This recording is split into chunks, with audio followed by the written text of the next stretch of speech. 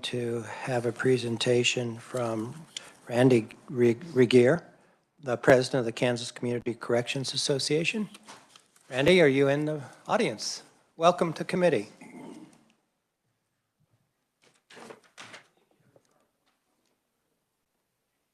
Yeah, we'll tee that up.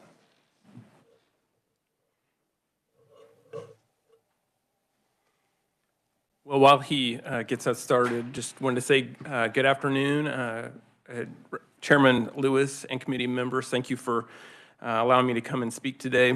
My name is Randy Regier. I'm the director of Reno County Community Corrections and the president of the Kansas Community Corrections Association. Yeah, this is a great place. Field supervision in Kansas is provided by 3 agencies. Court Services is under the Office of Judicial Administration. Court Services officers are state employees, and they supervise misdemeanor and low-risk felony cases. Community Corrections supervises people convicted of a felony who score moderate to high risk. Many of the people Community Corrections supervises are presumptive prison on the sentencing grid and require a departure to be placed with us. And then state parole is part of the Department of Corrections. They are state employees, and they supervise people after they have completed their prison sentence. Community Corrections is different than Court Services and state parole in a few ways. First, Community Corrections staff are county employees, and our wages are set by the counties. Second, Community Corrections is funded by state general fund dollars through grants from the Kansas Department of Corrections. While counties can provide many in-kind services and some provide cash assistance, the majority of our funding comes from the state through these grants. The third way Community Corrections is different is that we are governed by local advisory boards and county commissions. Community Corrections officers focus on public safety, and research shows the way this is best achieved is by addressing criminal thinking and behavior. Officers assess clients to determine high-risk areas. They make individualized plans with each person to address these risky patterns of thinking and behavior. Then officers provide programming to address criminal thinking. They refer out for substance abuse and mental health treatment, and they assist the person in making these changes. While Community Corrections focuses on public safety, the primary reason it was created was to reduce costly admissions to prison. Community Corrections is about cost avoidance, and it's a great return on your investment. It costs the state over $100 a day to place someone in prison, compared to only about $11.41 per day for Community Corrections to supervise the person. The people receive treatment in the community, which avoids the cost of housing. Additionally, these probationers are working, contributing to the tax base, and supporting their dependents rather than being a drain on state resources. Here's an example of how this works in real life. In Reno County last year, the average supervision assignment was 20 months, and the average underlying prison sentence was 32 months. When you might multiply this out, if a person is sent directly to prison rather than to supervision with Community Corrections, it would have cost the state nearly 15 times as much. This is why I say Community Corrections is such a great return on your investment. I know there's a lot of talk about cutting government spending, but agencies like Community Corrections are not where cuts are needed. We are exactly where money should be invested because it results in a much higher cost savings to taxpayers. Community Corrections is not only a cost savings, we also have a proven track record of success. The statewide 5-year average success rate is 72.6%. And again, this is a high-risk population that we're supervising. Over a quarter of the people assigned in FY21 were presumptive prison at sentencing.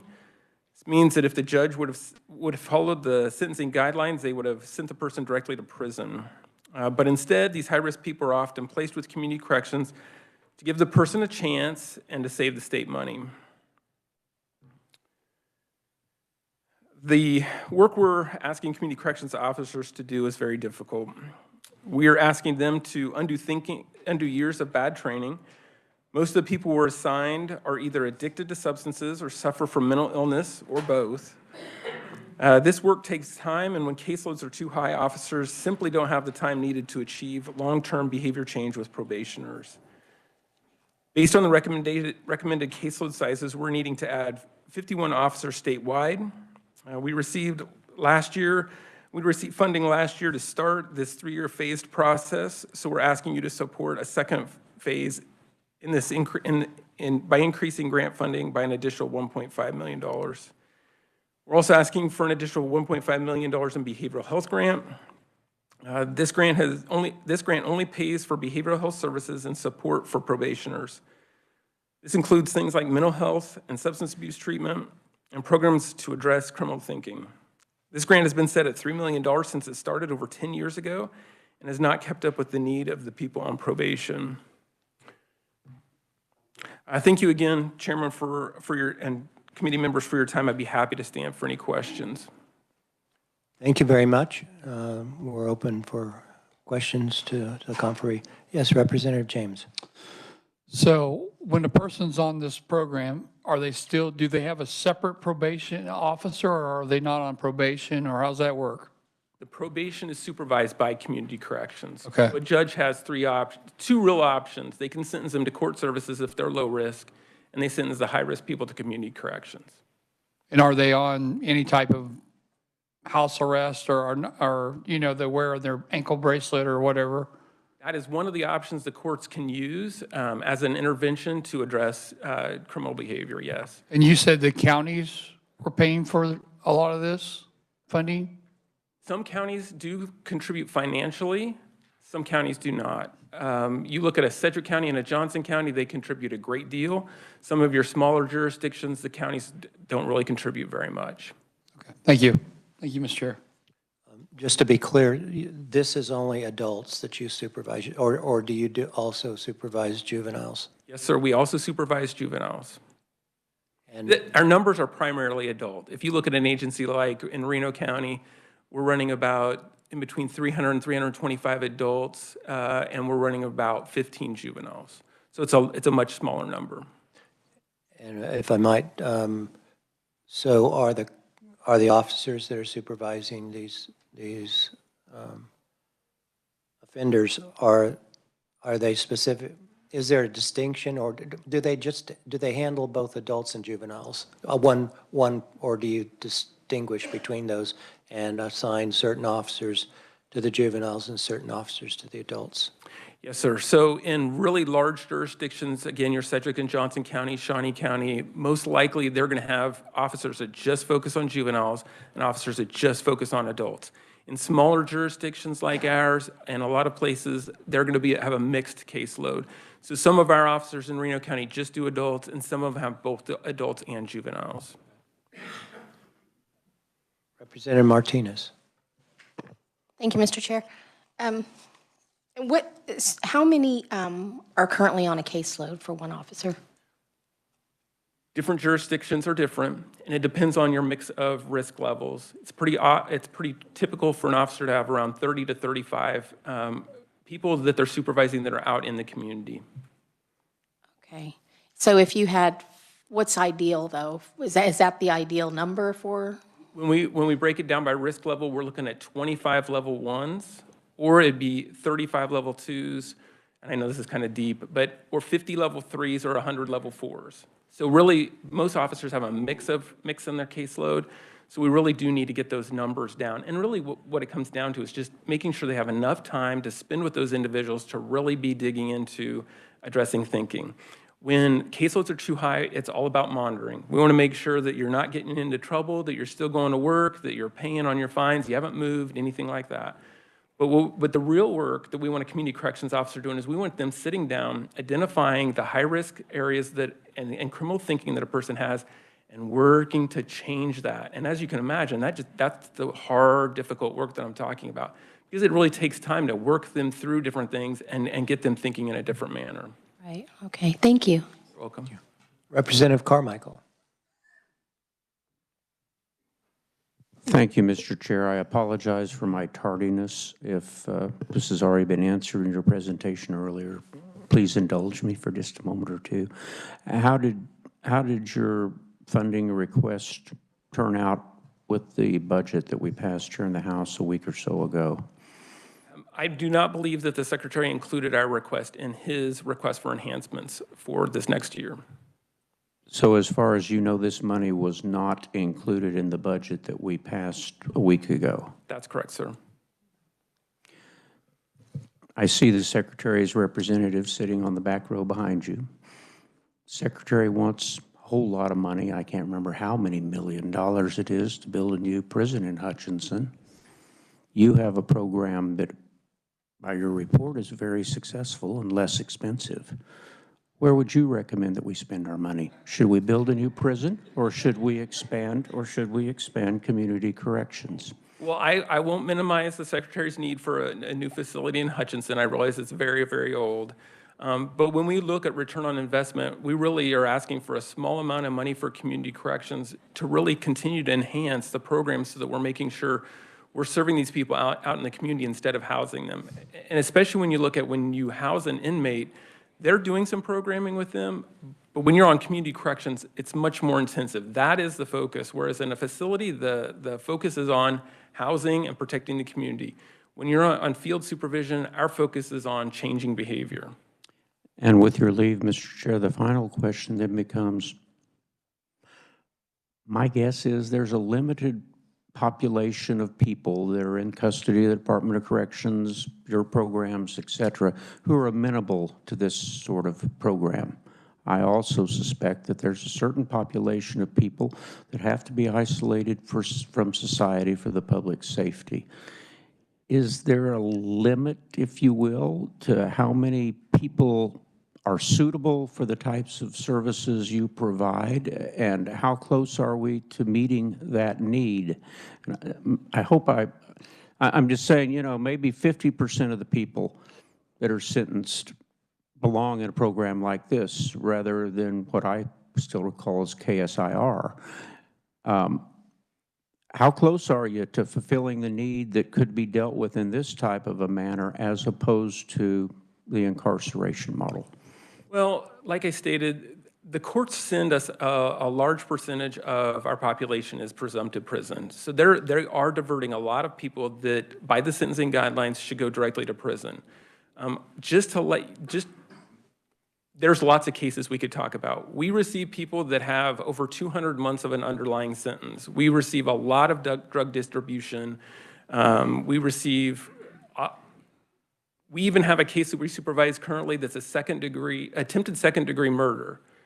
His goal was to do a mass shooting and kill more than 26 people because he wanted to top the guy in Texas. So we supervise a very wide range of people, but we also need those resources to address a population like that. When you look at someone who wants to do a mass shooting, we're looking at a group of people, a person that needs some intensive mental health treatment. He needs a lot of interventions and a lot of officer time. And so we can take some very challenging cases, but we just need the resources and the staff to be able to do that. I would love to discuss this with you all afternoon, but our time is limited. Thank you. Thank you. Yes, Representative Mosley. Thank you, Mr. Chairman. Thank you for your presentation. I know that it costs roughly $30,000 annually to house a person who is incarcerated. What is you may have mentioned it, but what's the rough cost of having someone in community custody versus having them in the prison system? We're really looking at about 1/10 of the cost when you look at a day by day. Again, it's about $106 for incarceration per day compared to $11 a day for supervision in the field. So for us, it's usually around $3,000 to $5,000 a year, depending on the agency, what we're receiving. And you may not have this answer. If you do, that would be fantastic. How many of the individuals, if you have a percentage, that would be great, not anecdotal evidence, but what percentage of individuals that you all are, who are more suited to be in community custody have untreated things like untreated mental illness or lack of access to the health care that they deserve? What percentage of the individuals are in that situation? I can't give you exact data on that. It is a large percentage. Part of that behavioral health grant that we use, that's a grant we use. So for Reno County, before we had the behavioral health grant, we couldn't pay for any of those services for probationers.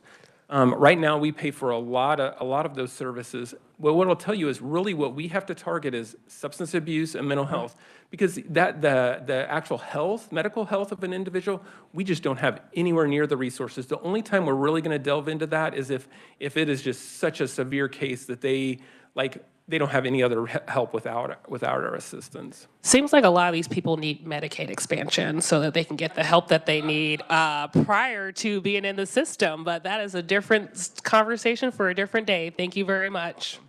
I think Medicaid expansion is designed for able-bodied people that are able to work.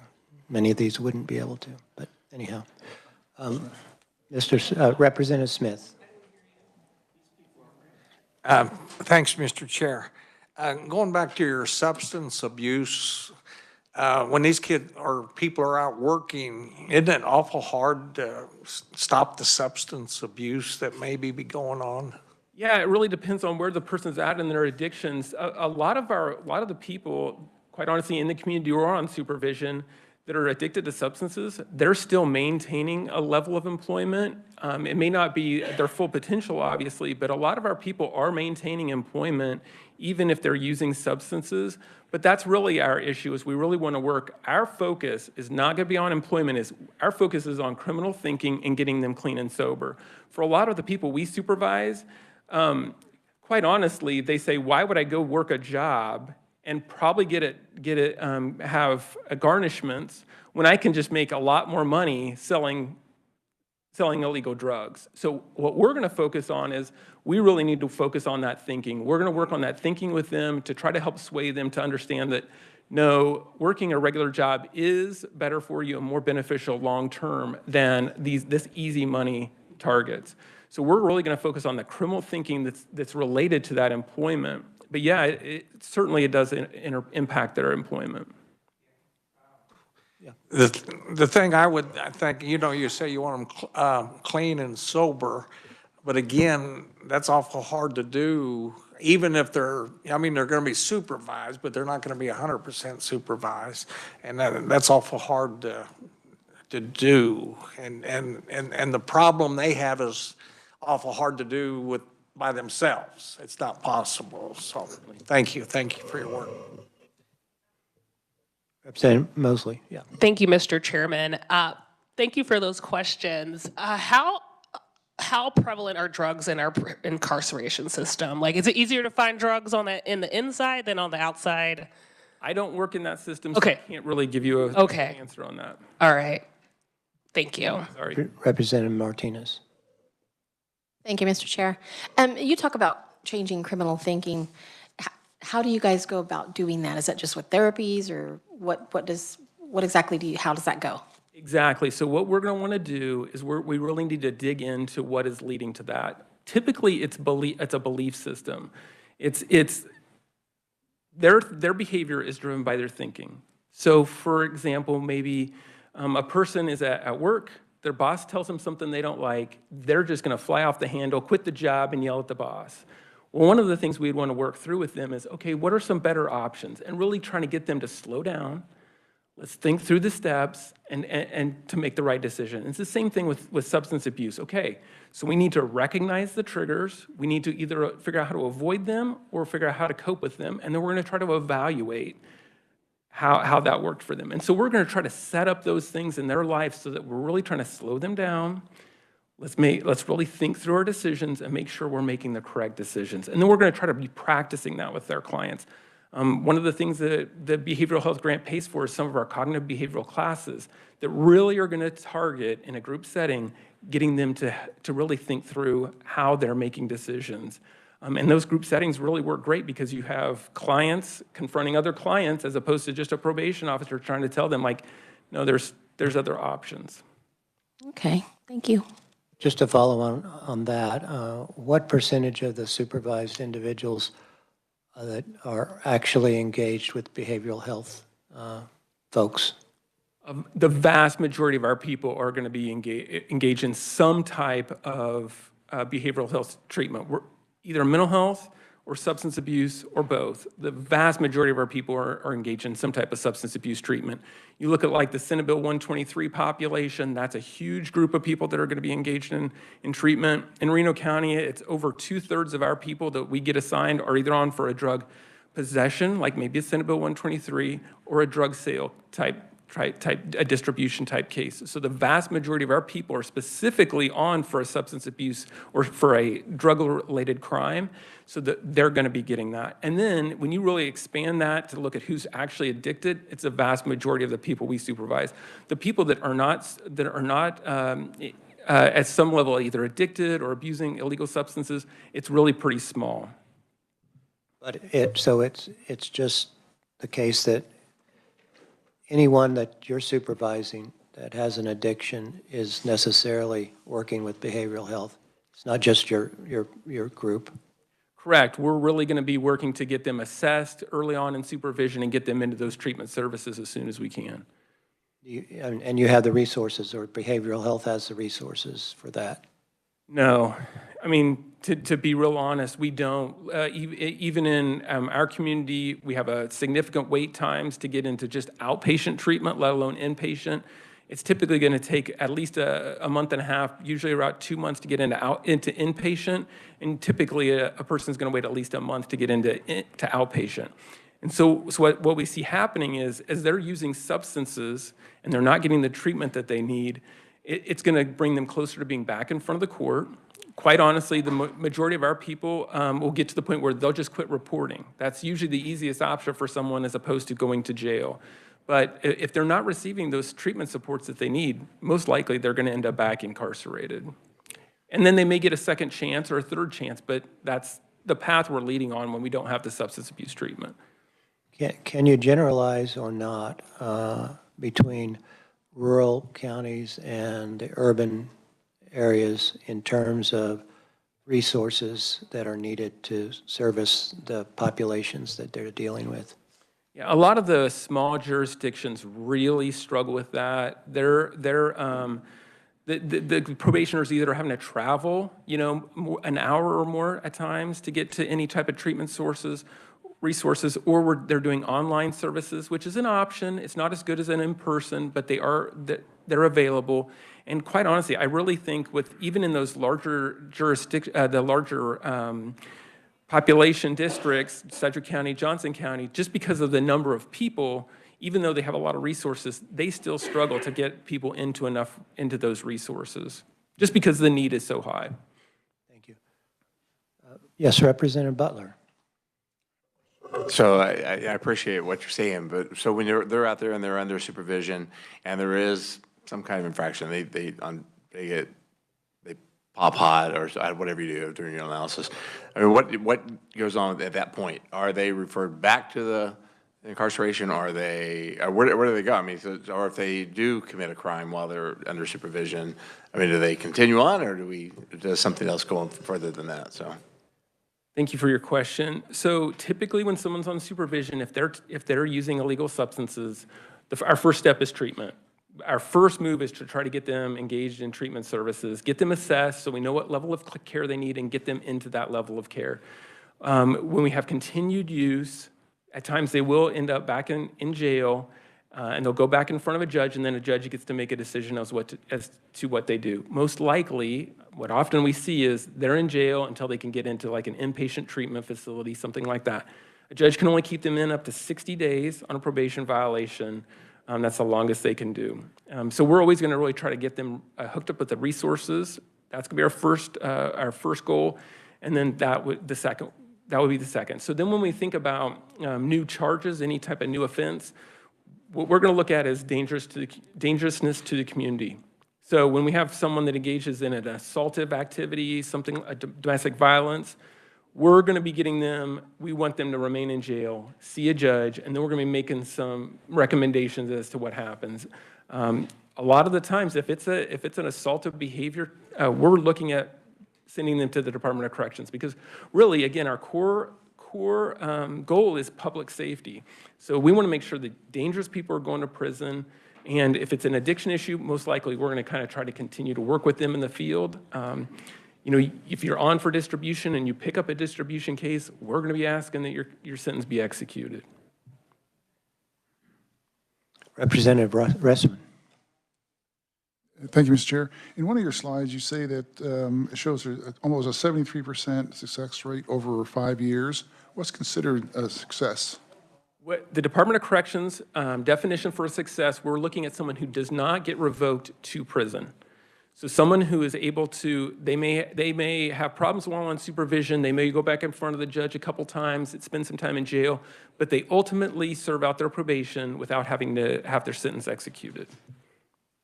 Okay, so if they finish their sentence and they're released, so there's like, you don't average or look at the next 3 or 4 years that they're out, that they haven't gotten in trouble again? You don't? Some places are able to do that. It just takes a lot of resources to be able to track that recidivism data out that far. And so most agencies just don't have the resources. We've talked to the Department of Corrections about that as well. It's a resource issue to be able to afford the time to be able to do all the checks for that. Representative Barrett. Thank you, Mr. Chair, and thank you for coming to committee. Just a quick question on the mental health aspect. Are most of the mental health providers contractual, or do you use any of our state hospitals? Because I know we're getting a new one now in Wichita. I didn't know if that would help alleviate that or not. Yes, so the majority of our people are using those community behavioral health centers. That's the majority of the places that they're receiving services. They can get them other places.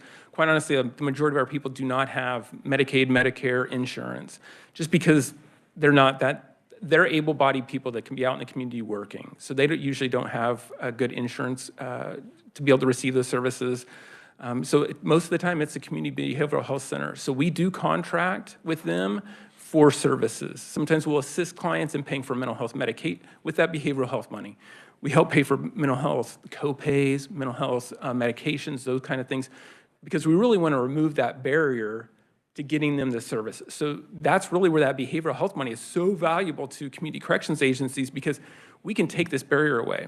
What we see a lot of times is an individual comes in, they're using illegal substances, they say, I can't afford to go pay $150 for drug and alcohol evaluation or how much ever for a mental health intake.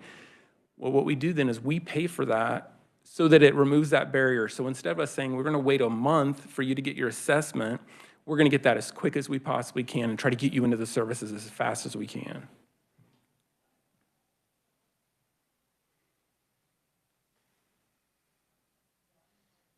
All right, I don't see any other questions, so we appreciate your coming in and speaking with us about this. Thank you so much, sir. Thank you, Chairman. So committee, that's our work for the week. We're going to be working the group, what I call the group homes bill, and the, for short, I'll say juveniles with gun bill on Monday. And we're working on some amendments. We don't yet have them, but let me just ask.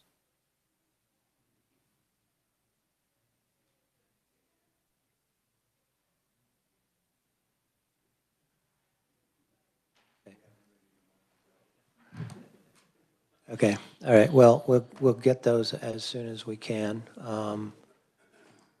It may not be until Monday, but we'll try and get those out to you so you can see them. We've been working, the ranking member and vice chair have been working with the revisor on it, and so we're at work.